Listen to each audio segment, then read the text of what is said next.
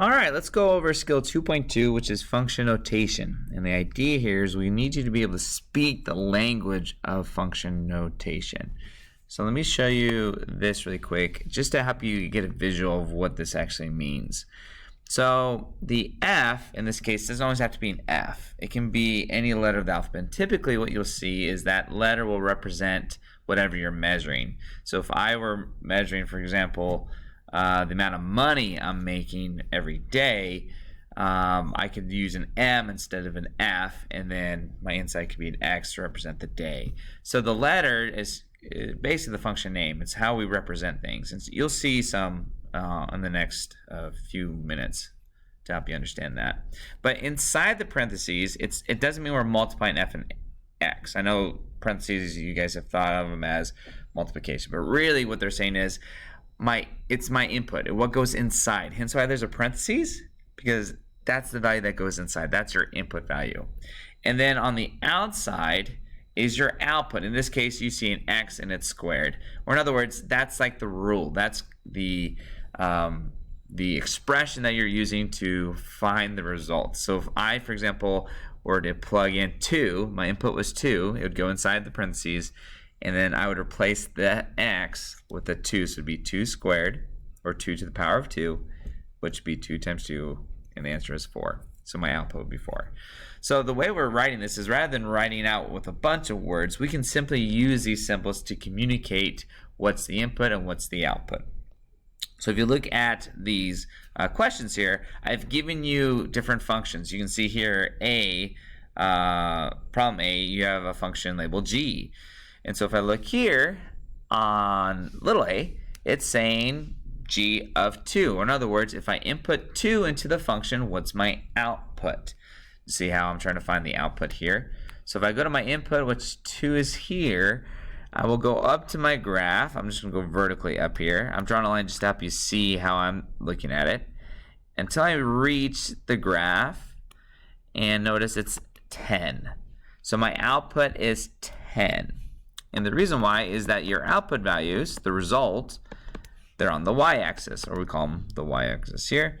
And then the x-axis is really your input. We use y and x because they've just been convention. But really, if you asked for the formal answer of what those numbers are representing, the y-axis, or the vertical axis, is the outputs. The horizontal axis, or x-axis, is the inputs. Okay?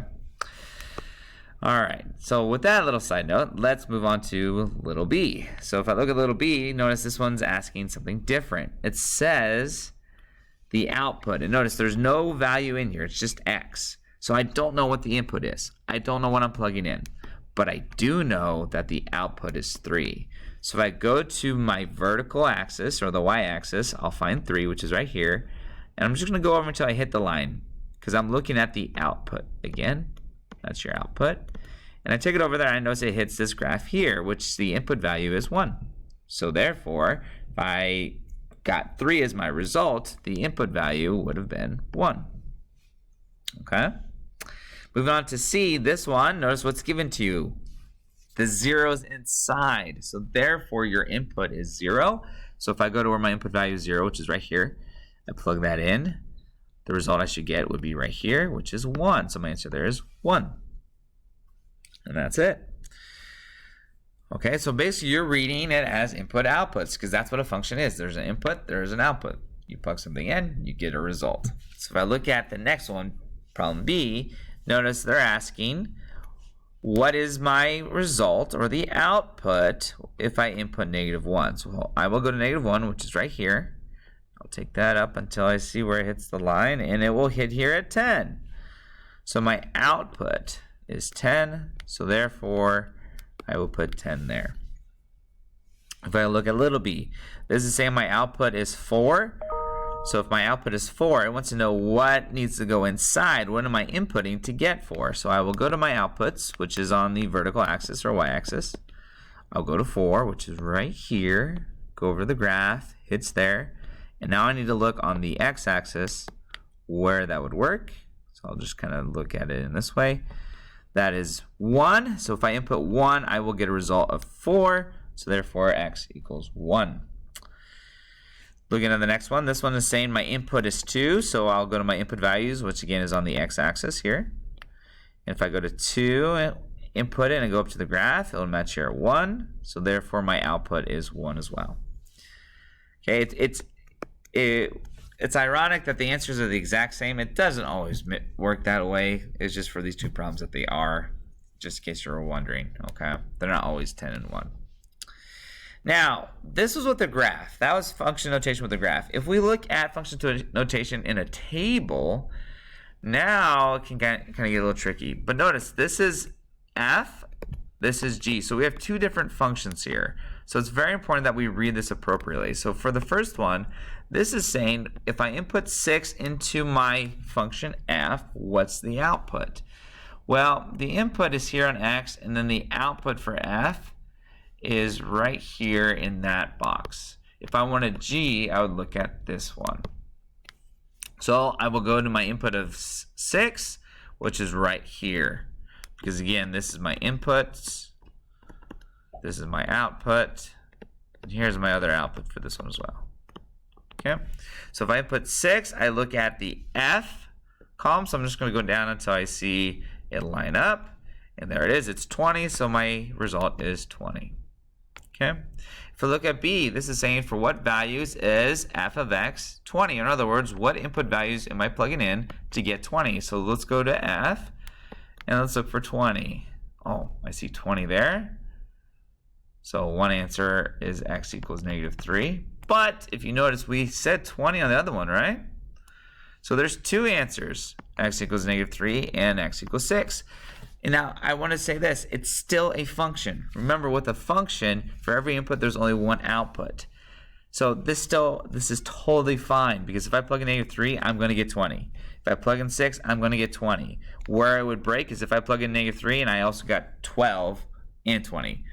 That's not functioning, okay? So this is still a function, guys. I can have the output repeat as long as it's with a single input, okay? All right, moving on. So the next one, if I input -3, you see right there, it's saying you're inputting -3 into g. So I'll go to my input value of -3 right here, but I'm going to go to the g, or the output. In this case, it's going to be -5, okay? If I go to the next one, what is this saying? This is saying, well, if I input 6 into g, that is going to be greater than if I put in the input of -5 into f. So let's look at that. G of 6, or in other words, if I input 6, what is it? That one is 31. Okay, now I need to see if 31 is greater than whatever output this is. So I will go to -5. There it is. Input that into f. That's 44. So 31 is not greater than 44, so therefore this is false. Okay? Finally, if we go to the last part, E, for what values is my outputs, one of my outputs less than or equal to 0, or in other words, one of my outputs negative or equal to 0. Well, if I look at my outputs, I see no negative numbers here initially, but I do see the output of 0 twice. So two of my answers can be x equals 1 and x equals 2 as well. Now, I'm going to take this answer. Technically, it's not all the way there. There's a little bit more to it, but for now, I'm going to take these two. There's a little bit more to it. You'll see it next semester because this is technically what's called a quadratic function.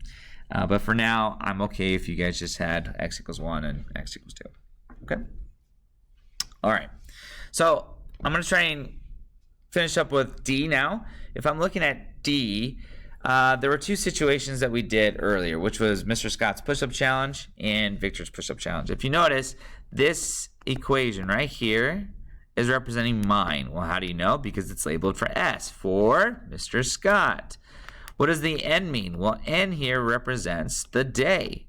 So in other words, how many push-ups is Mr. Scott doing on a specific day? That's what that notation is saying. And then if you look here, that's the rule, that's the expression that I'm using.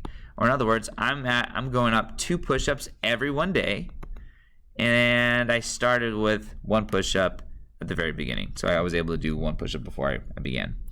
Victor, his equation, notice it's labeled with a V because his name is Victor. So it's the same idea. This is the amount of push-ups Victor can do on a specific day. And notice he's doing 3 push-ups every day, and he was behind 10 push-ups.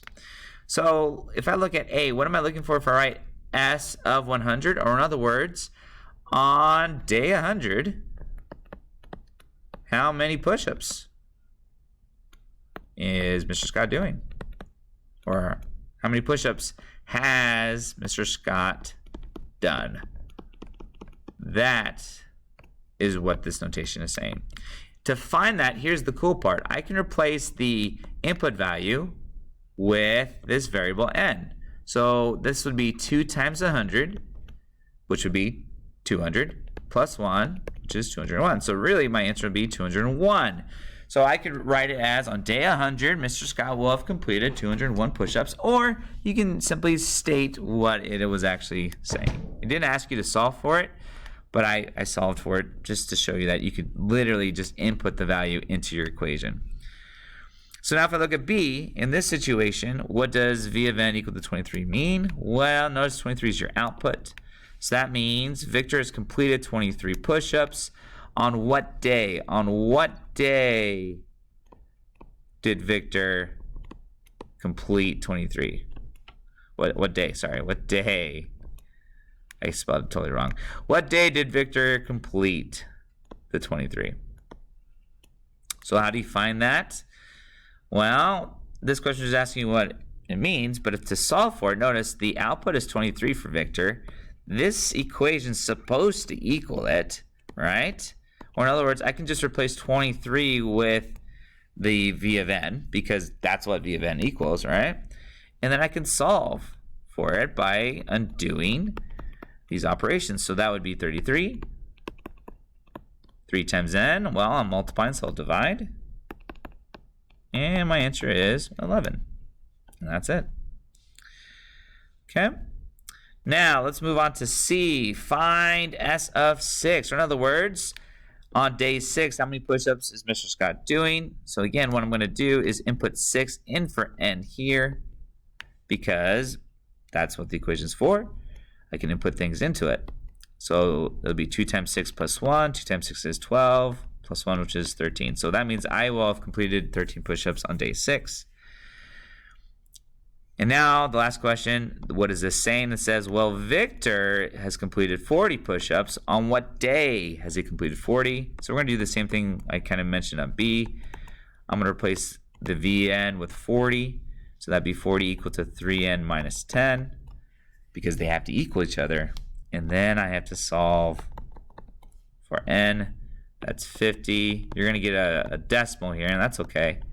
Or you can leave it as a fraction, just 50 over 3, which comes out to be about, what is that? Somewhere around 20, not 20, 18, 17-ish. But I'm just going to leave it as a fraction here, okay? So that's it. That's function notation. So if I give you some notations, it's simply there to help you figure out what it means, rather than writing out with all these words. Because do you really want to write out all of that? No. Hence why this is really nice, really good shorthand. And there you have it.